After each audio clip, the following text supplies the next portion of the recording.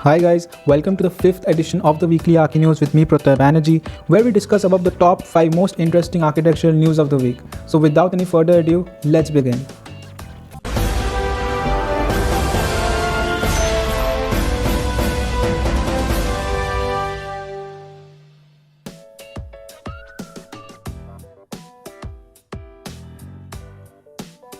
KIT RVS Winery's facades have been built from 13,596 individually rotated bricks.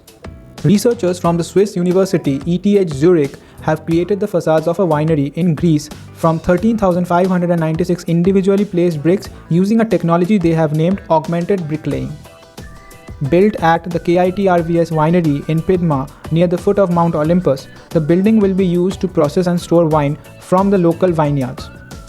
Intricate semi-transparent brick facades were designed by researchers from Gramazio Kohler Research at ETH Zurich and digital construction company Incon.ai. All 13,596 bricks were individually rotated and tilted to create the overall pattern. Each individual brick was positioned individually by varying the amount of mortar to create the overall pattern, which is intended to look like light moving across a liquid surface. The intricate pattern across the 225 square meter facade was created with parametric software and then built by masons using an augmented reality optical guidance system. To achieve such a design, a parametric digital design and fabrication model was developed using Grasshopper software and Python as the programming language.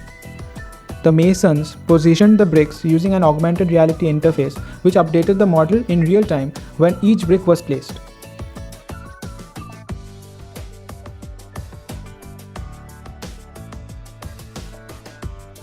Angelo Rena proposes turning San Siro into a tree-covered coronavirus memorial. Italian architect Angelo Rena has suggested planting 35,000 cypress trees in Milan's San Siro Stadium to turn it into a public memorial for those that lost their lives during the coronavirus pandemic. Rena made the proposal to save the iconic San Siro Stadium, which has been home to Italian football clubs AC Milan and Inter Milan since 1926. Rena made the proposal to save the iconic San Siro Stadium, which has been home to Italian football clubs AC Milan and Inter Milan since 1926, from demolition and create an appropriate memorial to the pandemic. Remodeled for the 1990 World Cup by Ragazzi and partners, the San Siro is one of the world's best-known stadiums. In an interview with Design, designer Fabio Novembre described it as probably being the most well-known place in Milan. In an interview, Rena told that the main idea is to save the legendary San Siro Stadium from demolition, converting the entire structure into a place of commemoration in memory of the victims of COVID-19. He went on to say that almost 35,000 people have lost their lives in Italy in the last 5 months during the coronavirus pandemic, and Milan has been one of the main epicenters. My hope is to create a spiritual and sacred place in which people will be able to reconnect with their beloved ones. To create the memorial, Rena proposed removing the stadium's roof and taking out the seating before converting the stands with the earth into which 35,000 cypress trees would be planted, around one for each death in Italy. Large holes would be cut through the stadium stands to create new public routes to the central grassed area.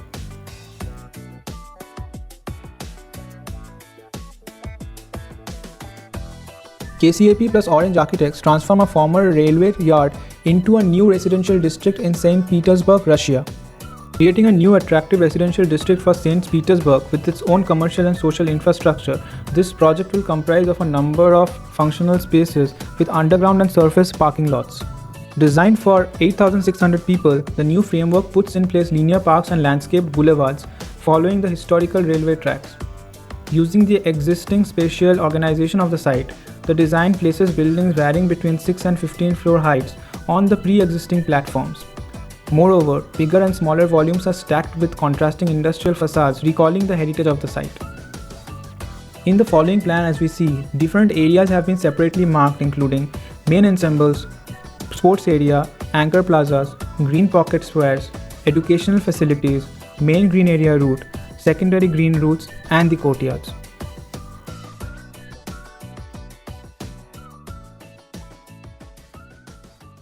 BIG designs furniture factory for Vestre in Norwegian forest. Danish architecture studio BIG has designed a factory for furniture manufacturer Vestre in the Norwegian forest, which the brand claims will be the world's most eco-friendly furniture factory. Named the Plus, The factory development, which will include a visitor center and a 300-acre park, is set to be built within a forest near the village of Magnar in the east of Norway.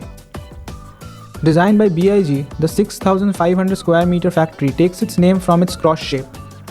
It will consist of 4 green roof covered wings containing the furniture manufacturer's warehouse, color factory, hood factory, and the assembly area, extending from a central atrium. 2 of these wings will be publicly accessible with walking tracks running up them, giving visitors access to the roof and a view of the central atrium from above. Large glass windows will allow visitors to look inside the building that are closed off to the public to see the inner working of the factory. BIG designed the factory to be an exemplar of sustainable architecture, and according to the furniture brand, it will generate 50% less greenhouse gas emissions than a conventional factory of the same size. It will be powered by an energy supply system that combines 1200 solar panel and geothermal wells, while surplus heat created during the production process will be used to heat the building. According to the architecture studio, this means that the building's energy requirement is 90% lower than the equivalent factory.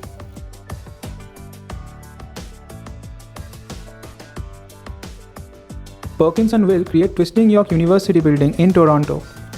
Perkins & Will have designed a new Twisting School of Continuing Studies for York University in Toronto, Canada.